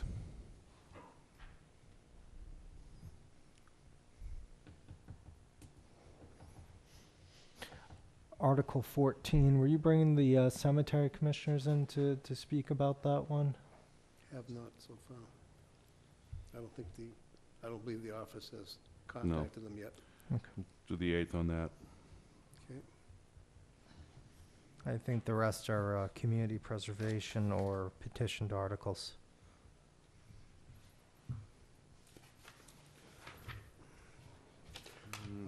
Take a look at them quickly. Article 20, we still have on hold. The planning board had a hearing last night. Bashant Way and Lynn Road unfortunately haven't got their contract with the engineer to do the work required, or basically the layout checked out and everything, make sure everything meets the standards. So unless they do something shortly and then get another public hearing, we'll have to pull that article, unfortunately. How can you pull it? It was petitioned. No, it's not a petition, it's actually through us. We're the ones that. Selectmen put it on at their Okay. request. All right. Article 16, we probably could vote on. That's the annual appropriation for Tremont Nail and Bryant Farm. They used to do it at the October town meeting. By doing it in April, and that's Article 16, it allows us as the town not to have to budget those monies. We used to have to budget just as a placeholder in case that did not go through. What's the number? The Article 16, and it looks like the Bryant Farm cost, the payment is $6,822, and the Tremont Nail is $95,727. Are we still looking at paying off those notes sometime in the near future? I would recommend that we do it For the fall? Yeah, at the latest, and Yeah, we would need to do it by the fall, because we have to make that appropriation before the end of the year in order to qualify for the Article 16. relief. Thank you. Motion made by Selectman Tropiano, seconded by Selectman Whiteside. All in favor? Aye. Opposed, abstained, 500. On 16. We don't have much choice. About 24. We did that We already. did that That was for Mr. Fenton. Did we actually vote it? Yeah, we did. Yeah, we did favorable action on that. Don't remember whether we voted or not. Thank you.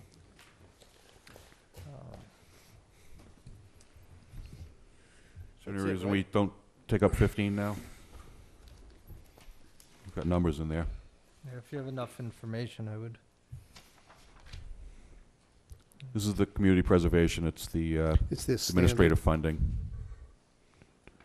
and the required diversion of funds to the To- various particular reserves. purposes. Yeah, don't we have somebody to speak to that? Do we have a number? Yeah, the numbers are there. We have the numbers here. I thought we already had the numbers. We got this a while ago. Yeah, Then move it. Yeah. Move favorable action. yeah, let's just deal with it. Which one? 15. Article 15. 15. Okay, motion made by Selectman Second. Slavin, seconded by Selectman Holmes. All in favor? Aye. Aye. Opposed, abstained, 500. Okay. Just for the records, we have Articles 6, 7, 9, 13, 14. And we'll be inviting for the meeting on the 8th, the Cemetery Commission representative, someone from the school department, Michael, whatever, on the high school roof project. Yep. And Mr. Sullivan will be handling the other few that we have. Right, we're just waiting on Article 20, which is the Lynn Road and Bashant Way street layout. See if they get that done. I know I missed the last week's sewer commissioner meeting, and through the special town meeting, the article on the Greasezilla article was brought up. Yeah. I would ask that maybe we can revisit that next week with Mr. Campina. Okay. Yeah, there may be some additional information for the board to consider. Okay. Okay. Yeah, why not? We'll figure that out. Okay, that takes care of the warrant article votes for this week. Why don't we have a request from the town moderator for special municipal employee status. Accompanying that was an email stating her reasons for requesting it. So it doesn't really say a reason. It doesn't really say the reason. Yeah, you've got a point. Perhaps where we have you here, Madam Moderator, if you could just We should know what what she was talking just about. state what in particular concerns you and has you requesting this status. She went to a Thank meeting. you. I'm here now as town moderator. On, on March 1st, I had the privilege of having the Southeast Mass Moderators meeting here, and our guest speaker for the morning was David Gianetti from the State Ethics Department, who's the Director of Education. He was scheduled to speak for 45 minutes, but as we got into the conversation, and it was all about ethics relating to town meeting and the moderator's role at town meeting, there were a lot of instances that were brought out with regard to warrant articles that come before town meeting that could pose potential problems for the moderator. And so a lot of moderators are going back to their towns and requesting special municipal employee status to prevent things that would come before town meeting of putting them in a position of being in violation of some ethic rule. Like what? Yeah, I mean, typically that means that you get money from the town somehow, you know, and that's, or you're getting money from two locations, so we make you special municipal status, typically. But maybe there's something else. Maybe town council can enlighten us a little. Yeah, I've asked him to 'Cause, come I mean, up. obviously we want to protect you. I mean, you know. Mr. Chair, members of the board, coincidentally, I also attended that meeting as I am the moderator in my town, and Wareham's moderator was gracious enough to host this event. You're dealing primarily with one issue, and it's a question that is starting to come up across a whole bunch of towns. I think there were 15 or 20 towns represented. Moderators tend to get involved in community activities. I know that's certainly the case in my town, and it's the case here. Certainly the case, yeah. And there's a section of the conflict of interest law which could be interpreted to suggest that it would be inappropriate for a public official to appear on behalf of an outside group with respect to some business that concerned the group. You know, for example, if I were to go before my Board of Selectmen asking for a parade permit for the 4th of July for my neighborhood, something which might happen, there's an argument to be made that I'm violating the conflict of interest law. Now, I think it's an attenuated argument, but it's something that can be addressed. And the way to address it is through a special municipal employee designation. That designation applies not to the individual, but to the office. You know, and frankly, well, I don't know, Claire, I don't know how much you want me to say or not, but frankly, I think, you know, given Claire's significant involvement in community activities, it's something that is of worry to her. So it would go to the moderator position? Yes, not to Mrs. Smith. I'll move it. I'll second it. I'll put in a question. Good. Yep. Go ahead. You have a question about the Selectman Holmes? Different than us, or school committee, Well, there's or different rules for us. housing authority, elected officials. Well, we're typically not appearing before us. We deal with matters here every week. You know, I know at least We're not allowed to have special municipal status. maybe 3 of us. That's true. You know, we could come in and ask for a permit for a parade. I don't understand why a moderator is so Actually done different. that. You know that? If there's an issue with her personal issues, Claire has always recused herself from any discussion, and Joe, the deputy town moderator, has taken over. I mean, is there an example in what? I know we passed our policy not that long ago about special employee status, but sitting here right now, I don't know what that entitles anyone to, off the top of my head. It was case by case we were going to do them, if I remember correctly. Yes. That's correct. That's how it's set up. Because I know we've had some committee members who couldn't, and you know they've come in and we've dealt with it. But I'm not just sure I get it. Okay, I can give you another example. My husband is a business owner in town. I do work for him. Right. I do collect a salary. Right. A couple of years ago, we had a hurricane, And in the afternoon, we received a call, my husband's business received a call asking if he would be willing to stand by at one of the sewer pumping stations because there were no generators. Yep. And if the electricity went off, that there would be a need for his services. Right. It was late in the afternoon, and immediately my first thought was a conflict of interest. So I picked up the phone and I called the state ethics department just to double check, because there was the governor had declared a state of emergency. The lead counsel did rule that they would allow that situation not to be a violation. So there Right. are some instances, because of my husband's business, that if they should come up, Good point. might Well- pose a problem. It's just that having gone through this seminar, there were a few scenarios that came up that led me to think that rather than getting myself in a position where I was in a quandary and would have to act one way or the other, it would be in the best interest. One of the other things that did come up at the meeting was in dealing with the budget. There's a budget within town meeting that comes up before the town moderator that could be a potential conflict for me as well. I've always stepped aside, but, for some reason, if someone has a perception that I was in conflict, having gone through the educational seminar that he put on, it just led me to question whether I really would have any issues that I would want to avoid. And he actually does business with the town too, because he goes to the sewer treatment plant all the time. Yeah. So, But he does, we so don't. hypothetically, you do we pay business to with the the town. town. We Yeah, you don't pay receive with from it, the but town. that's still Yeah. business with Yeah. the town. Yeah. So I think it's a good really idea. good idea. I think it's a really good idea. Yeah, If just, it would you know, make her listen, mind I'm not- easier and Yeah. it doesn't cause any issues, I I'm think, not saying I don't it's see any not problem that. with I this. just want to make sure that it's Yeah. clear as to why. That's all.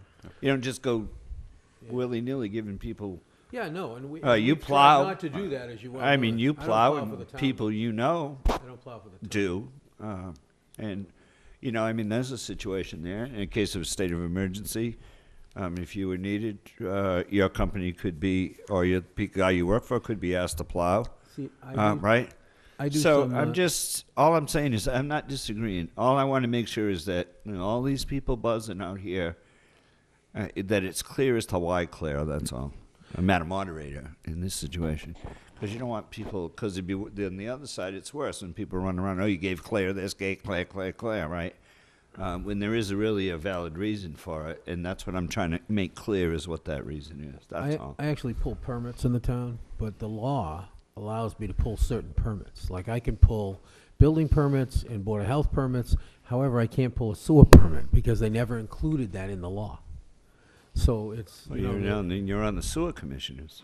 well, that's the other issue, yes. I am a sewer commissioner now, but ultimately I won't be, but I still won't be able to pull sewer permits. Yeah, that's what I mean. We're all kind of in that. It's sort of There's an area there. gray areas all over the place, Yep.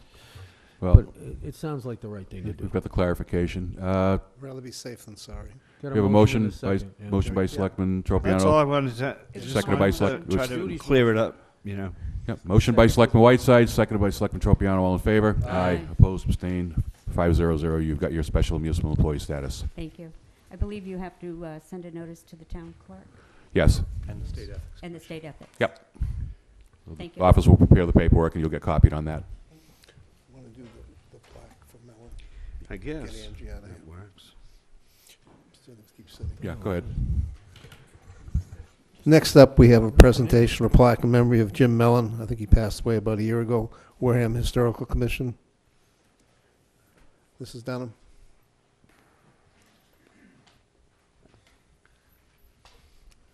Good evening once again.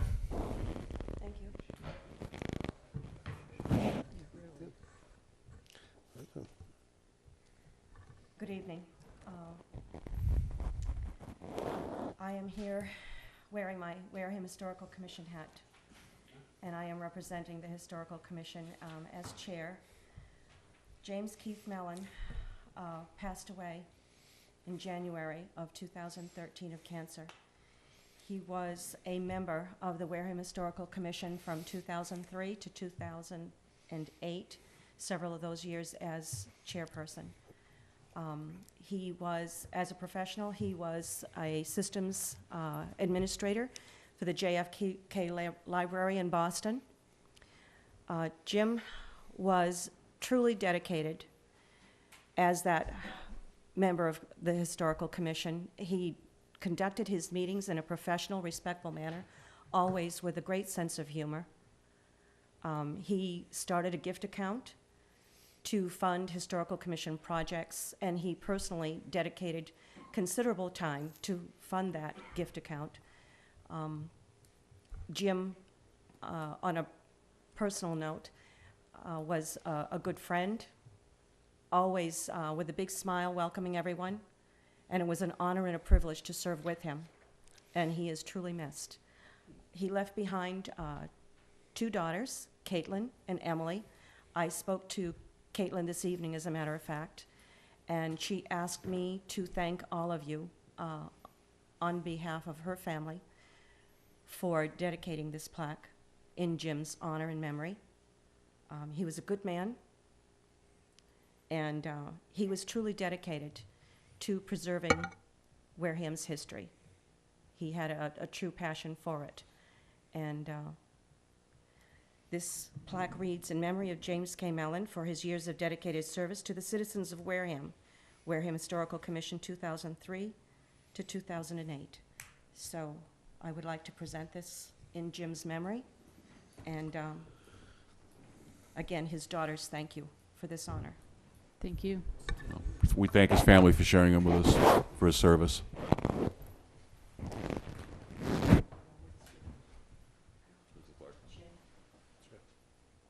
Thank you. Thank you very much.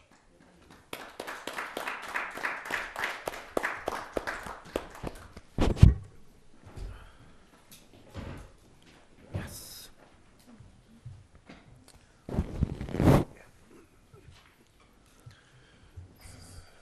Okay, I think all we have left are the policies.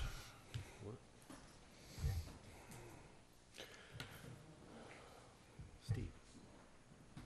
Actually, we have, last one, we have the seasonal renewal certification. This is a standard form that we have to fill out. We have no Oh, okay, right. no renewals that were disapproved or did not renew.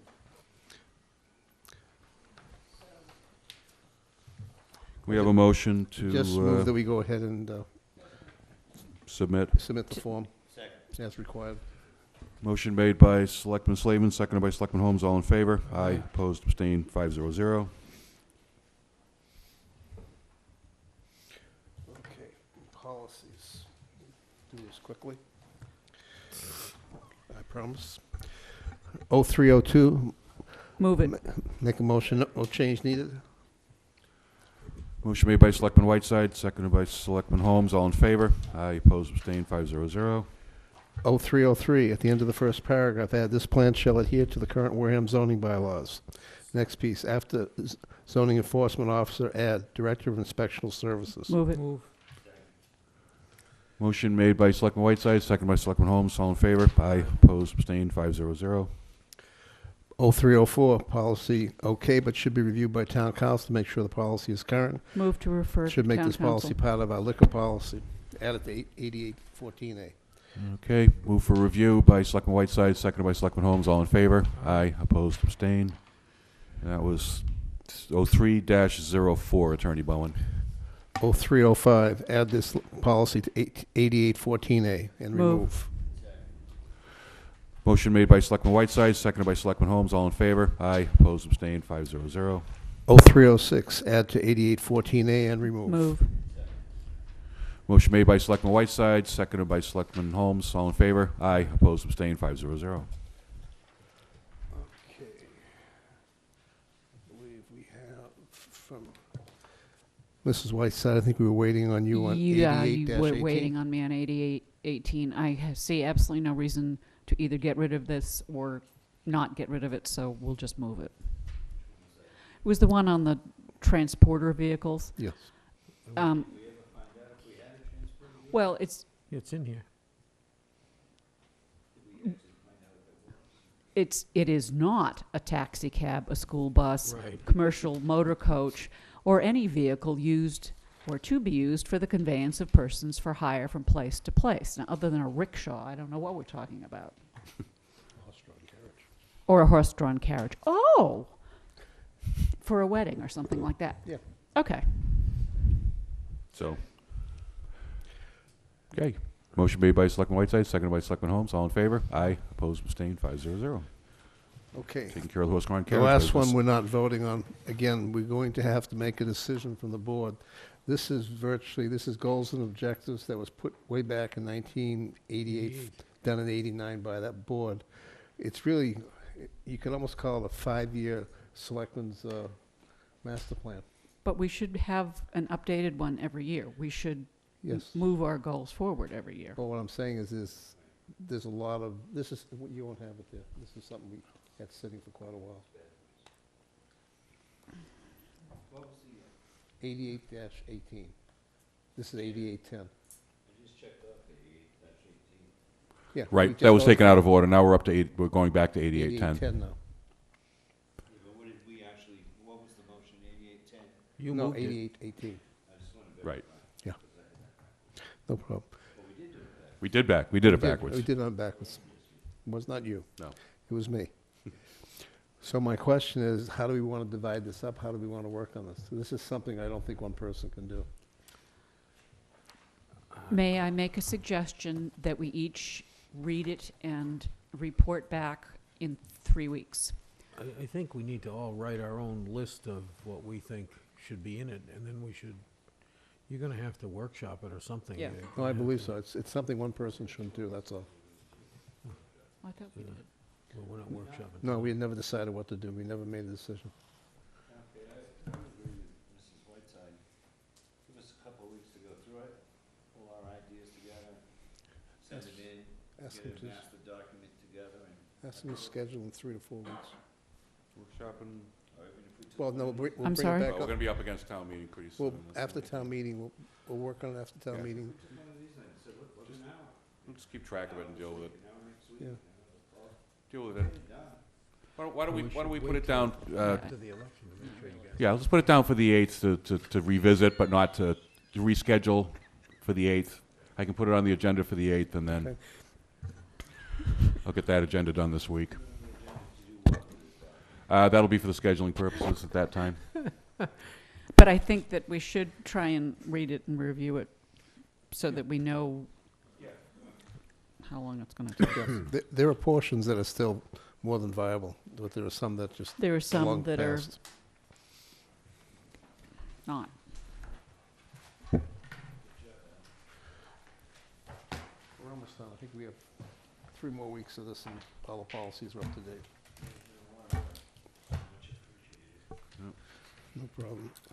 Town administrator's report? Does anybody have any 48-hour business? Oh, sorry.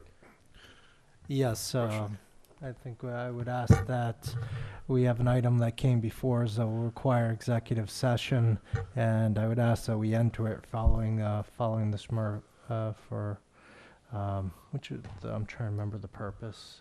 Is that number? It's number 3 for litigation, I Number 3. believe. Yep. Okay. Well, So we'll do that at the so very moved. end. When it's done, we'll. Yep. Not yet. We'll wait. We'll get through his report, and then we'll do it after that, after liaison reports. Okay, the main item for the town administrator's report tonight is to go over the land sale, the tax property sale. I just want to give everybody a little bit of a background on it, and I think it's important to understand what it is. The first thing everybody needs to know is, besides what we received in deposits, we do not receive a dime of money until those properties close. So we have not received the full $400,000+. That only happens again once they close. We did receive $90,000 worth of deposits. So I'm going to run down the revenue. We had $434,000 worth of winning bids. There was a buyer's premium on there of 7%, which equaled $30,380. There's a special assessment placed on the properties, which equaled out to $26,000. We received $1,250 in Plymouth County recording fees. Pro rata tax in the amount of $1,118.20. Because it's after, whenever the town sells property, you receive pro rata tax for that year. So we've already received the taxes for the end of FY14, and then you receive pro forma real estate taxes for FY15, and that's based on the sale price. That's not the assessed price, but the sale price. So we received an additional $5,590.98. The grand total was $498,339.18. Now come the expenses, what our costs were for this. The auctioneer, which is paid from the buyer's premium, or the 7%, was $30,380. The attorney's fees with the land court, $82,672. The recording fees, $1,250. We were owed in tax possession $191,775.83. The district, which will receive the funds, were owed $35,139.94. And then again, the expenses which are taken out, because even though it's revenue, it's towards future revenues and such, were the pro forma and the pro rata tax. So the net town proceeds were $348,897.24 when you consider what some of the tax possession was in there. So all in all, that is an excellent auction for us to have had. But again, what people need to understand is that is not in the town's pocket, let's say. That goes into the general fund if all of these were to close, and we will receive that will flow towards free cash. So that you would not be able to use those funds until the free cash calculation happens. Over the last few years, it's been at the beginning of January. Obviously, you would want to have it before the fall town meeting, and that's a goal, but that's not what's been happening in the last 2 years. Got to get that to happen, though. It's always been that way prior to this mess-up, so it's got to happen. Selectman Holmes? Thank you, Mr. Chairman. Mr. Administrator, it's a one-time deal with money, right? So obviously it should never be used for any kind of operations. However, if the article that we discussed earlier tonight were to pass on the blighted properties, I'll use that terminology, although I know it's more technical than that, wouldn't we be able to take maybe some of that money and begin our kiddie fund, selling abandoned tax properties, take a small portion of that, start the kiddie plus the $100 coming in from the groups, and then we would have a fund. Is that possible to do that? It would have to flow through to free cash, and then you'd have to vote it out of free cash. Right. No, that's fine with me. But could we do that? Well, you could vote free cash for any purpose. So okay, good. Thank you. It's not necessarily, like you said, for operating. You don't want to use it or anything like that. But you couldn't necessarily say that. Yeah. At some point, you couldn't necessarily, unless you track it throughout all the accounts and such, you can't necessarily say these dollars came in and flowed to free cash. If we have any deficits, if we have revenue deficits and such, they would eat into this item. So No recap. I can't say we're using this out of the free cash.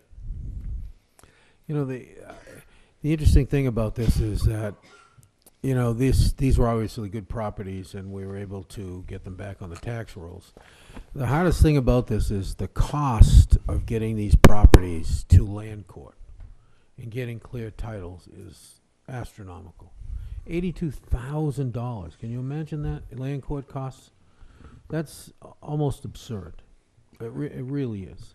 And yet I can speak to that and say that relative to the marketplace for tax title, that is nowhere near the worst number by far. Oh, I'm sure There are attorneys out there who would have whacked us for twice as much. In the old days, they used to sell a tax title land. It was up to you to clear it. You know, you bought it, you cleared it. You'd take it to the conservator, you'd get a conservator appointed, you go through the process. I know, because I've done it. I built Tropiano Court on a piece of property I bought just that way.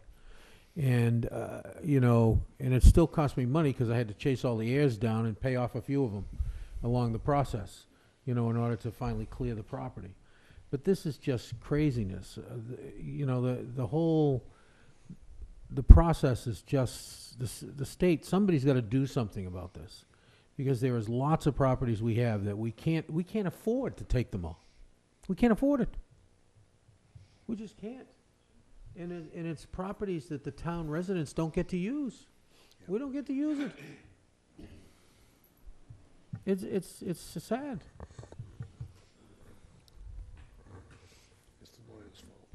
It's the lawyer's fault, yeah. Well, Shakespeare, you know what Shakespeare said about lawyers, right? I know a lot of people are going to think this is how we solve our budget issues by doing these and such, but I appreciate you bringing forth the costs on this and the time. We had asked Attorney Brown, who part of what they did in the auction, which made these properties even more desirable, was they did clear the title. Right. And they had a land court certified title examiner go through them, and the title insurance companies were ready to offer title insurance, which made them more desirable. So the people, if they went with the First American title, they knew they had a clear property right there. Well, once you have a land court title, the title starts from that point. You don't have to even go back and review it ever again. Land court title, here it is. From that point on, that's when the title goes. You don't have to go back and look into the 50s. Or, it doesn't matter. No. That's clear title from that point on. Yeah. It's the best title in the world. Yeah. So we asked, we just wanted an update on some of the other information. This is the letter that we received. Dear Mr. Foster, pursuant to your request, I am writing to provide you with an update on the town's land court tax lien foreclosure cases. As you're aware, the town is presently litigating approximately 40 cases in the Massachusetts Land Court. That litigation represents over 180 real estate parcels, as 21 of those cases relate to the failed Pine Grove Estate subdivision. That failed subdivision itself involves approximately 150 parcels. Additionally, there are approximately 60 other parcels not yet in the land court in which our office is working with the owners or other interested parties to try and get properties redeemed. So we are putting forth the effort, and we are trying to move through this as quickly and as possible. Go for it. And that was the information. Thank you very much. Okay, so anything else you'd like to report, or No? you all set? Let's do liaison reports. She's gone. Okay. Patrick? Any liaison reports? No, I'm good. Committee reports? No? I just have, I have a You can go few. ahead. I'll do this quickly. Let's see. I know, you didn't shake. On Wednesday this past week, I was up at Kingston for MassWorks annual event, going through all the different programs, et cetera, that they offer, and making contacts with different people in different towns as well about issues that they have that are similar to us, to try and get some information back and forth. We were over at the County Library over in UMass Dartmouth for another economic development event. On Friday, GATRA did their annual presentation. At that particular event, they confirmed that they have $100,000 for the Cape Flyer bus station that they're going to be putting up on the lot there. They also talked about a bicycle program that actually came through in Wareham, if I can find it here. Wareham, under the SERPET program, has been awarded approximately $3,538.68, which I gave to Mr. Sullivan for reimbursement for bicycle racks. There's a whole bunch of pictures of different products that they have available that we could buy the year and install in town hall wherever we want. They reimburse us that amount. I'm still going, hold on. On the GATRA with Mr. Gay on Friday, they have a thing called What is Ride Match? And that again is Ride Match. It's done by GATRA. It's a website that's available. If you go to that website and you type in where you're coming from, where you want to go to, they will list you whatever bus services or whatever type of transportation, listing the least cost at the top to the most at the bottom of where you can, how you can get transportation. So for those seniors out there and people who don't have vehicles, can't travel, this is an excellent tool. It is up and it's available now. Again, it's called Ride Match. It's done through GATRA, which is our local transportation group here, and it will help you if you have any issues at all. That's it.